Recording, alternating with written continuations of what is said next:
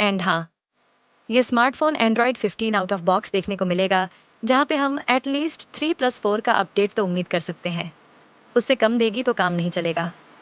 तो ये रही स्पेसिफिकेशन की कहानी, यहाँ पे ओप्पो रेनो 13 एंड 13 प्रो की। अब दोस्तों बात आती है कि इंडियन मार्केट में ये स्मार्टफोन कब तक लॉन्च होगा। तो दोस्तों इस स्मार्टफोन को जो है टीच करा गया है ऑफिशियल।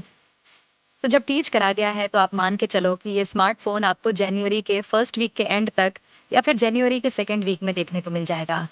मतलब 15 जनवरी से पहले ये स्मार्टफोन आपको इंडियन मार्केट में देखने को मिल जाएगा।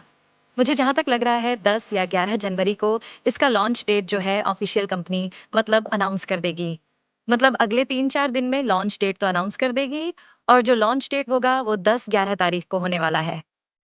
मे बी मुझे ऐसा लग रहा है कि 10 तारीख या फिर 11 तारीख को यहाँ पे लॉन्च डेट रखा जा सकता है।